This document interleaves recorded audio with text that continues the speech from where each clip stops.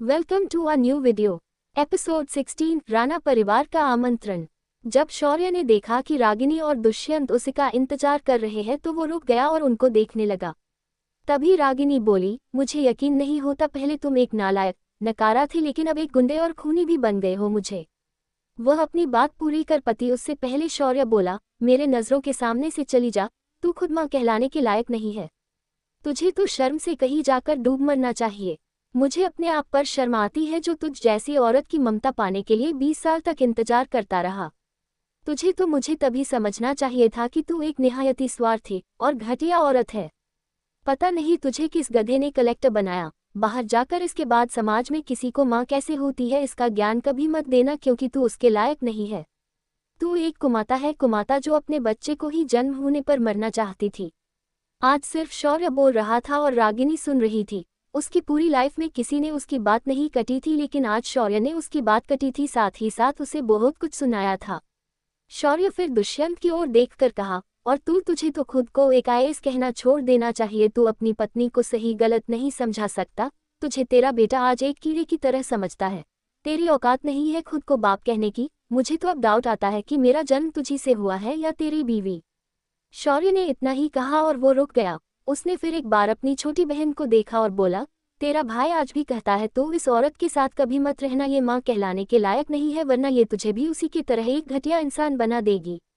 भले तुमने मुझे कभी रखी नहीं बंधी इस औरत के वजह से, लेकिन मैं तुम्हें अपनी बहन मानता हूँ, तो याद रखना कभी भी फ्यूचर में मुसीबत में पड़ो तो मुझे जरूर याद करना। इतनी सारी बातें सुनाकर शौर्य वहां से निकल गया। जब वह बाहर आया तो उसने देखा कि एक ब्लैक कलर की थार बाहर खड़ी थी और एक काला सूट पहने आदमी उसका इंतजार कर रहा था। उसने शौर्य को देखा और वो बोला, सर, बड़े मालिक ने आपको लेने के लिए भेजा है, मैं आप ही का इंतजार कर रहा था। शौर्य थोड़ा चौंक गया और उसने उसे पूछा, कौन है तुम्हारा बड़ा मालिक और वो मुझे क्यों बुला रहे हैं? सर, हमारे बड़े मालिक का नाम मोहित सिंह राणा है, उन्होंने अपने यहाँ आपके रहने की व्यवस्था कर दी है। उस आदमी ने बड़े ही शान से कहा। शौर्य को ये नाम याद था तो उसने बिना कुछ सोचे चलने का इशारा कर दिया। ड्राइवर उसे इस गाड़ी में बिठाकर सीधा राणा फैमिली मेंशन पर चला गया। शौर्य को आज भी याद था कैसे वह और उसकी दादी राणा मेंशन आया करते थे। यहाँ आने पर हमेशा उसे अपनों का प्यार मिलता था। इस घर ने कभी भी उसके साथ बुरा बर्ताव नहीं किया। हर दिवाली को मोहित दादाजी उसके लिए नए कपड़े लाया करते थे। तभी उसकी आंखों के सामने एक लड़की की तस्वीर उभर आई, एक थोड़ी सी शर्मीली मगर बेहद खूबसूरत लड़की जो हमेशा उसके साथ अपनी बुक्स शेयर करती थी। कभी कभी वह उसके लिए स्कूल में मिठाई लेकर आया करती थी। तभी शौर्य को याद आया कि वह सिर्फ उसके सामने शर्माती थी, लेकिन बाकी लोगों के सामने वह एक गुंडे की तरह बर्ताव करती थी। एक बार तो उसने अग्निहोत्री मेंशन में अभी और विशाल को बुरी तरह से पिट दिया था। जब ये बात शौर्य को याद आई तो उसके चेहरे पर एक हल्की मुस्कान आई। तभी ब्रेक लगने की आवाज से शौर्य अपने यादों से बाहर आया। सामने एक बड़ी सी हवेली थी और कई नौकर चाकर वहां अंदर बाहर घूम रहे थे, मानो किसी फंक्शन की तैयारी कर रहे हो। जब शौर्य गाड़ी से उतरा तो उसने देखा रुद्र और प्रताप, जो मोहित दादाजी के बेटे थे, वह दोनों उसका इंतजार कर रहे थे। शौर्य को देखते ही रुद्र बोला, छोरे, तूने तो मारे से घना इंतजार करवाया। थारा प्रताप चच्चा तो बावला हो गया था, बोल रहा था मैं खुद शौर्य को लाने जाऊंगा। शौर्य ने बड़ी ही विनम्रता से हाथ जोड़कर कहा, अंकल, मैं आपसे माफी चाहूंगा इंतजार करवाने के लिए, थोड़ा पुराना हिसाब ले रहा था, उनसे तो देर हो गई। तभी प्रताप बोला, हाँ भाई, महारे को पता लाग्यो से को तू कौन सा हिसाब ले रहा था। तूने तो 2 हाथ और 2 पैर लिए, साथ ही एक लड़की को ऊपर पहुंचा दिया, इसके बाद माँ बाबा की सारी प्रॉपर्टी उस बुढ़े से अपने नाम करवा ली। तू तो हमसे भी बड़ा दबंग बन गया है। ऐसा क्या हुआ था तेरे साथ कि तू इतना बदल गया? आप भी अंकल मेरी हर बात की खबर रखते हो। हाँ, ऐसा कुछ हुआ वहां पर चिंता ना करो, वो अग्निहोत्री इसके बाद मेरे रास्ते कभी नहीं आएंगे। शौर्य ने उन्हें भरोसा देते हुए कहा। राणा फैमिली एक शूरवीर योद्धाओं की फैमिली थी, उनके लिए मारना काटना कोई बड़ी बात नहीं थी।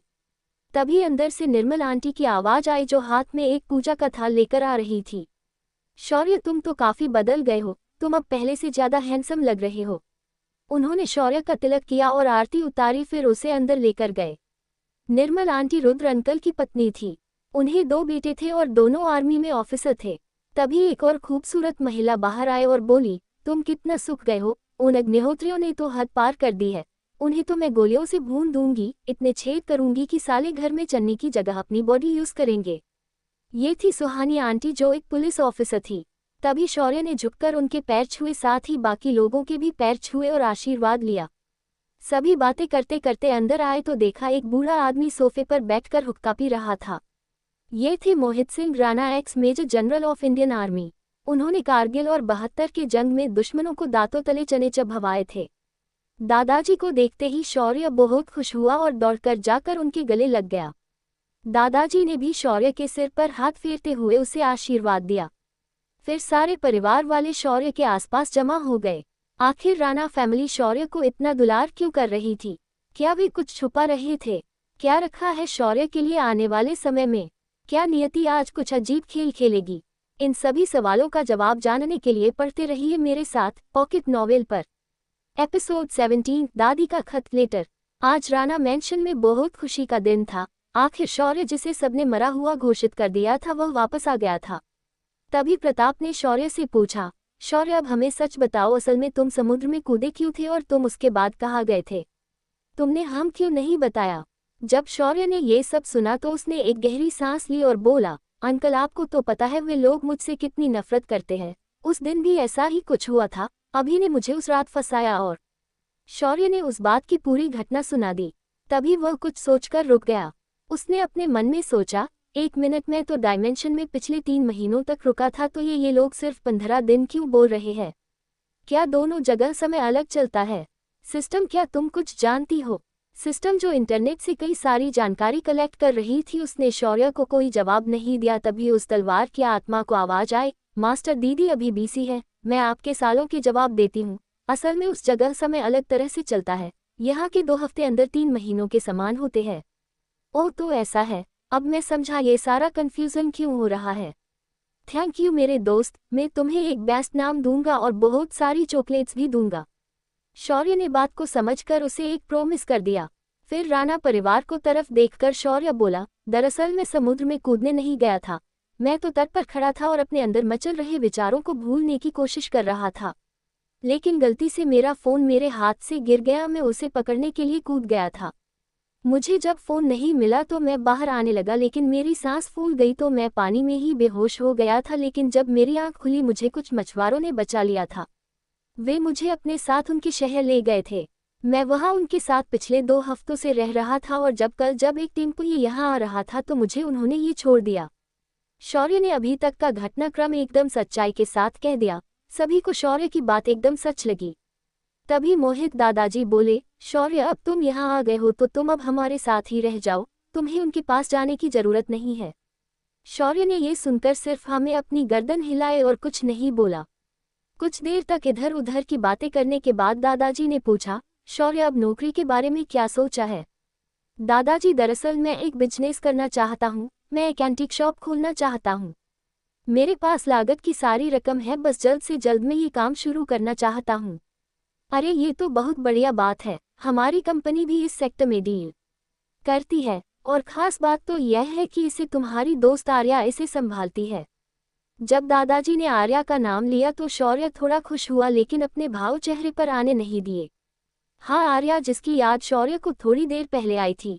शौर्य ने फिर पूछा, ये तो बहुत बढ़िया बात है दादाजी, मैं भविष्य में उससे कुछ सलाह ले सकता हूँ। वैसे दादाजी मैं जब से यहाँ आया हूँ वह मुझे नहीं दिखी, कहाँ है वो? दादाजी बोले, अरे जरा सब्र करो, वो भी आती ही होगी। आज वह एक एंटीक के नीलामी में गई है, वह अभी वापस आती ही होंगी। तभी दादाजी बोले, शौर्य मेरे साथ मेरे स्टडी रूम में चलो, मुझे तुम्हें कुछ देना है। ये तुम्हारी दादी ने मुझे तुम्हें देने के लिए कहा था। इतना कहकर दादाजी उठकर अपनी स्टडी की तरफ चलने लगे। रुद्र और बाकी परिवार तो कब का अपने कामों में व्यस्त हो चुका था। शौर्य और मोहित दादाजी उनके स्टडी में चले गए। अंदर जाते ही एक पुरानी बंद किताब के अंदर से एक एनवेल्प निकालकर दादाजी ने शौर्य को दिया। शौर्य ने उस एनवेल्प को ध्यान से खोला तो पाया कि उसमें एक लेटर था। इसे देखकर शौर्य तुरंत समझ गया कि यह लेटर उसी की दादी द्वारा लिखा गया है।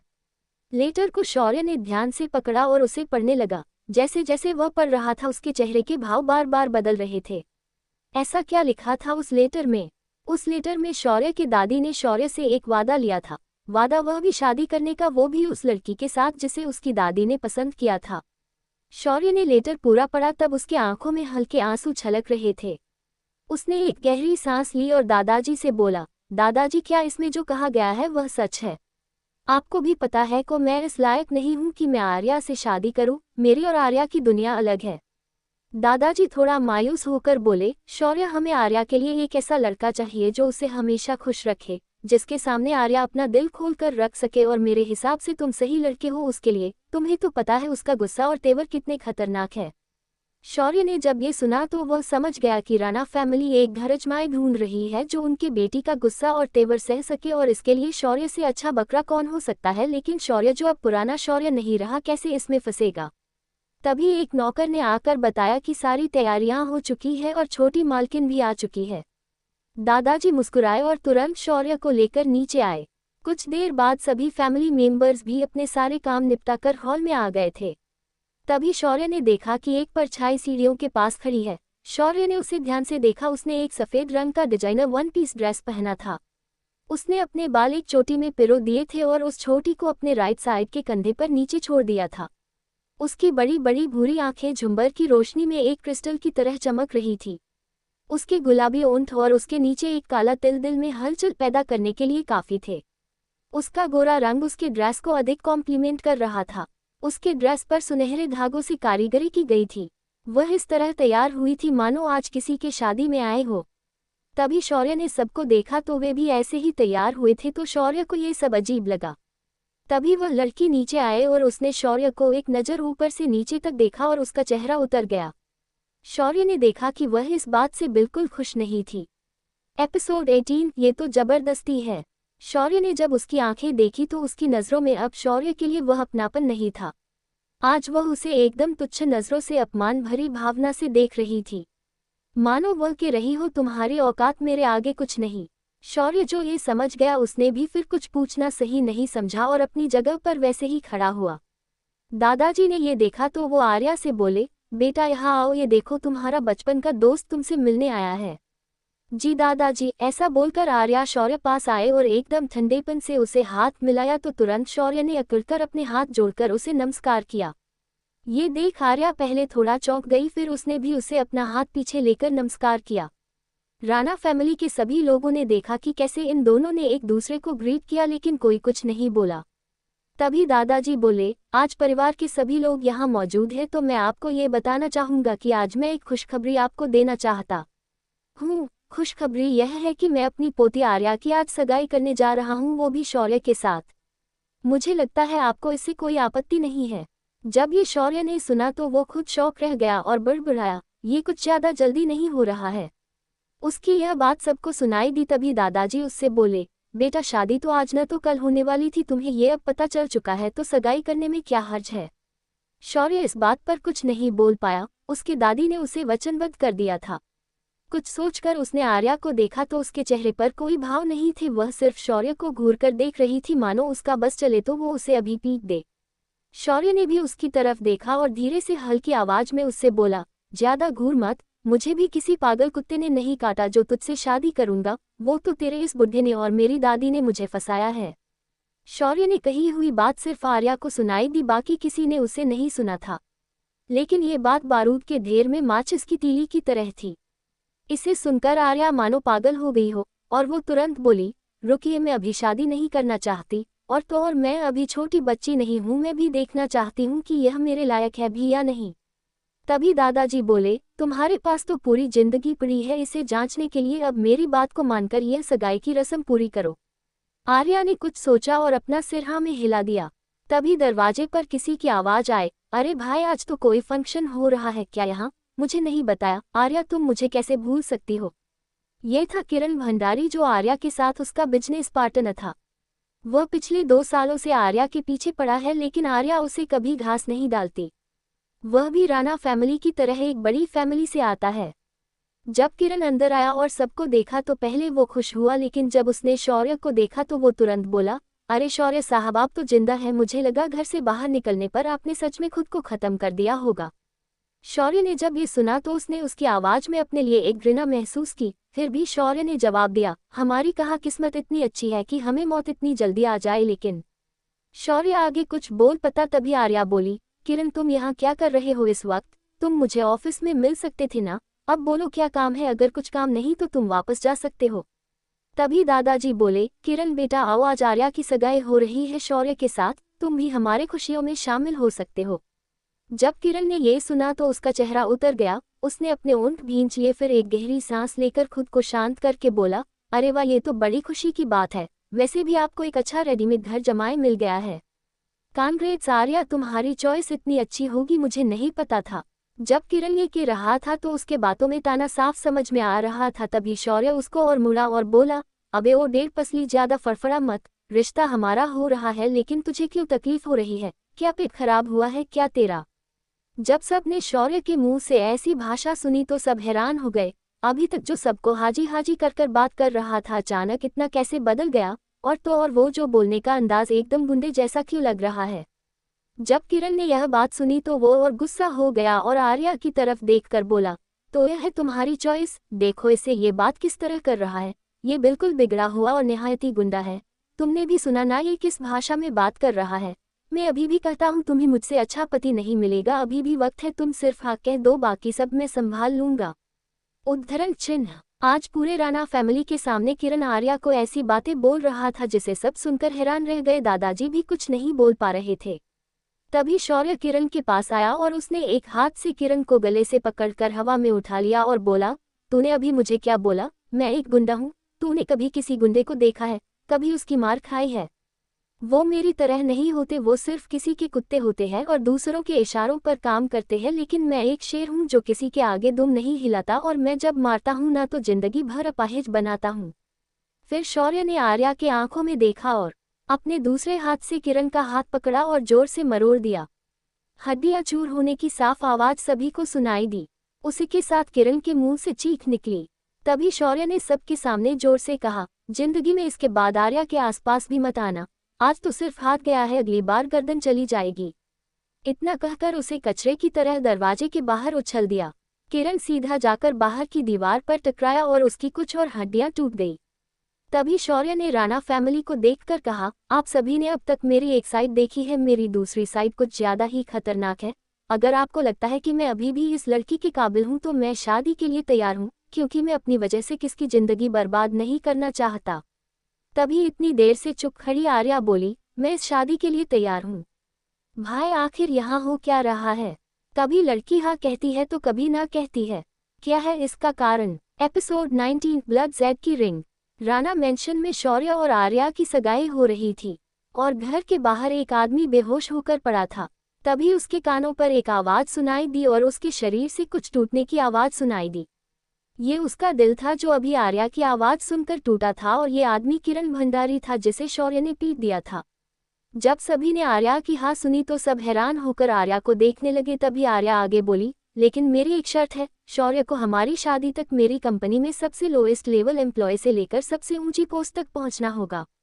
सबने फिर शौर्य की तरफ देखा तो शौर्य ने हल्के से मुस्कुराते हुए कहा, मुझे ये शर्त मंजूर नहीं, पर हाँ मैं अपनी एक कंपनी शुरू करने वाला हूँ और मैं वादा करता हूँ कि अगले 1 साल में मैं अपनी कंपनी तुम्हारी कंपनी से बड़ी कंपनी बनाकर दिखाऊंगा।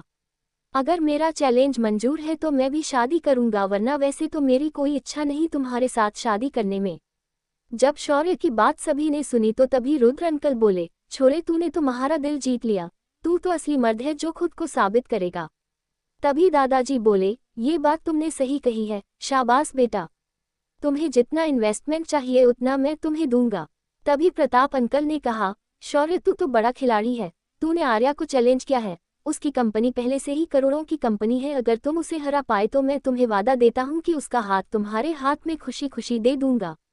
तभी शौर्य ने कहा, आप सभी का धन्यवाद, मैं आपको प्रॉमिस करता हूँ कि मैं अपनी कंपनी को आर्या की कंपनी से बड़ी कंपनी बनाकर दिखाऊंगा, बस मुझे आपका आशीर्वाद दीजिए, मुझे आपकी इन्वेस्टमेंट की जरूरत नहीं है। इतना कहकर शौर्य ने आर्या को देखा और पूछा, तो बोलो तुम क्या कहती हो? आर्या ने कुछ सोचा और बोली, ठीक है, लेकिन तुम कभी भी हमारे परिवार का नाम इस्तेमाल नहीं करोगे।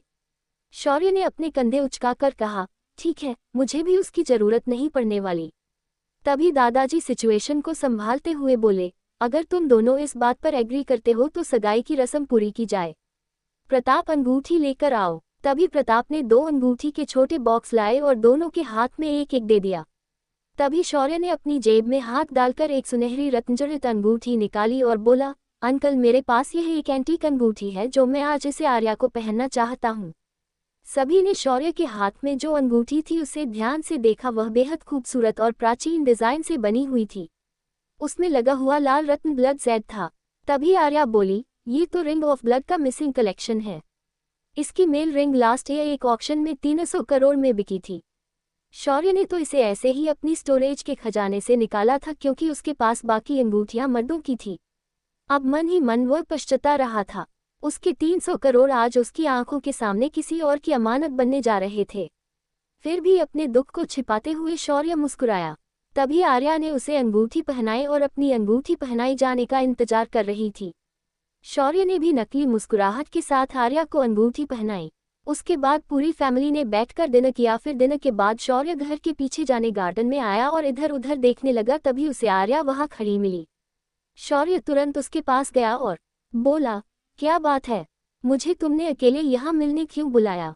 तभी आर्या बोली, तुमने वो अंगूठी कहाँ से पाए और तुमने पिछले सिर्फ 15 दिनों में ऐसा क्या किया कि तुम इतने बदल गए? और तुम ये गुंडे जैसी हरकतें और भाषा कब से बोलने लगे? तुम्हारे पास ये पैसा कहाँ से आने वाला है? क्या तुम कोई गलत काम तो नहीं कर रहे हो? आर्या ने मानो प्रश्नों से उस पर हमला कर दिया हो। शौर्य एकदम चकरा गया और बोला, तुम जरा रुकोगी भी? पहली बात तो मैं कोई गलत काम नहीं कर रहा हूँ। और ये रिंग मुझे एक साधु ने हिमाचल के जंगल में मुझे दी थी और कहा था कि मैं इसे अपने होने वाले पत्नी को पहनाऊं, लेकिन अब तुम्हारे साथ मेरी सगाई हो रही थी तो मैंने ये तुम्हें पहना दी। बात रही मेरे पैसों की तो मैं उसके बारे में ज़्यादा नहीं बोल सकता। शौर्य ने सारी बात आर्या से कह दी। फिर कुछ सोचकर बोला, वैसे जब तुमने मुझे पहली बार देखा तो तुमने मेरे बारे में कुछ पूर्वाग्रह बनाया था। मैं तुम्हारे चेहरे से समझ गया था। क्या मैं जान सकता हूँ वह क्या था? जब आर्या ने ये सुना तो पहले वह थोड़ी हैरान हुई, फिर झिझकते हुए बोली, मेरी एक दोस्त ने बताया कि तुमने अपनी एक नौकरानी के साथ जबरदस्ती करने की कोशिश की थी, इसी वजह से तुम्हें अग्निहोत्री खानदान ने घर से बाहर निकल दिया था। शौर्य ने ये सुना तो वो आर्या की तरफ देखकर बोला, क्या तुम्हें लगता है मैं ऐसा कुछ करूंगा, वह भी उस नौकरानी के साथ? बताओ मुझे देखकर तुम्हें क्या लगता है? आर्या बोली, पहले तो मुझे भी यकीन नहीं हुआ, पर जब तुम्हारी बहन सिया ने भी इस बात की पुष्टि की तो मैंने उस पर यकीन किया। ओह, तो ये बात है, तो फिर ऐसा करो, मेरी बहन को अभी कॉल करो और उसे फिर से पूछो क्या ये सच था या नहीं। शौर्य ने आर्या से कहा। आर्या को ये बात कुछ समझ नहीं आई, फिर भी उसने सिया को कॉल लगा दी। कुछ रिंग जाने बाद सिया ने कॉल उठाया और बोली, हेलो आर्या दी, कैसी है आप? क्या हुआ, इतनी रात को फ़ोन किया आपने? तभी आर्या इधर से बोली, वैसे कोई खास बात नहीं थी, बस मैं ये पूछना चाहती थी कि क्या शौर्य सच में वो हरकत की थी? जब सिया ने ये सुना तो उसे तुरंत आज सुबह का सीन याद आया और वो डरते हुए बोली, आर्या दी, आज सुबह मुझे पता चला कि यह सब एक साजिश थी शौर्य को फंसाने के लिए। इसके पीछे अभी भैया और विशाल का हाथ था और वो नौकरानी उसे तो। जब सिया आगे जो हुआ बताने वाली थी तभी उसे फ़ोन पर शौर्य की आवाज़ सुनाई दी। बस मुझे इतना ही आर्या को बताना था, थैंक यू, अब तुम फ़ोन रख सकती हो। जब सिया ने शौर्य की आवाज़ सुनी तो वह बहुत डर गई। फिर शौर्य ने मुड़कर आर्या की तरफ देखते हुए कहा, अब हो गया ना दूध का दूध और पानी का पानी, क्या और कुछ जानना चाहती हो या फिर तुम्हें अभी भी मुझ पर शक है? आर्या ने अपनी गर्दन ना में हिलाई। आज उसके सामने जो शौर्य खड़ा था वह बहुत डोमिनेटिंग था। उसकी आभा ही सामने वाले पर प्रेशर बनाने के लिए काफ़ी थी। कैसा रहेगा शौर्य का रिश्ता आर्या के साथ? क्या आर्या और शौर्य के रिश्ते में कोई दरार आएगी? क्या ये नया डोमिनेटिंग शौर्य आर्या को पसंद आएगा? सभी सवालों का जवाब जानने के लिए पढ़ते रहिए मेरे साथ पॉकेट नॉवेल पर। एपिसोड 20। भाई सिया के साथ बात करने पर आर्या का सारा शक दूर हो चुका था और उसके सामने खड़ा शौर्य आर्या को बड़ा ही प्यारा लग रहा था। वह मन ही मन में मुस्कुरा रही थी। इधर सिया जिसने शौर्य की आवाज़ सुनी थी वह बहुत डर गई थी। उसका अपना भाई, जिसे उसने कभी भी अपना भाई नहीं माना, जिसे उसने अपने बचपन से नकारा, आज उसकी बस आवाज़ सुनकर उसकी जान हलक में आ गई थी। उसे रह रहकर वो दिन याद आ रहे थे जब वह आपके बाकी भाइयों के साथ मिलकर शौर्य को जानबूझकर तंग किया करती थी। आज उसे अपने ही सगे भाई से डर लग रहा था। तभी उसने कुछ सोचा और अपने माँ के कमरे की तरफ चली गई। अंदर रागिनी अपनी चेयर पर बैठकर आज उसे शौर्य ने जो कहा उसे याद कर रही थी। रागिनी भी अच्छे से जानती थी कि उसने शौर्य के साथ गलत बर्ताव किया है, लेकिन जब भी वह उसे देखती तो उसका मन न जाने क्यों घृणा से भर जाता था। उसे उस पर गुस्सा आता था और वह उसे कुछ भी बोल देती थी।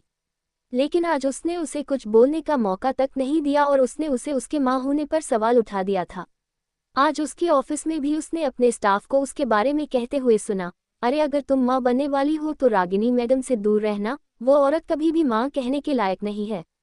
उसने अपने अच्छे खासे बच्चे को भी दिमागी विकलांग समझकर कभी नहीं अपनाया। उसका बेटा तो पढ़ाई में भी अच्छा था और बाकी बच्चों जैसे वह भी नॉर्मल था, लेकिन ये औरत उसे कभी समझ नहीं पाई। कोई इतना अकल का अंधा कैसे हो सकता है? भगवान ऐसे लोगों को प्रतिभा देता है लेकिन मातृत्व कभी नहीं देता। एक स्टाफ मेंबर अपना नाक मुंह सिकुड़ते हुए बोली। तभी दूसरी स्टाफ मेंबर बोली, मैंने तो ये भी सुना है कि उसने अपनी दूसरी बच्ची को भी एक मशीन की तरह बनाया है।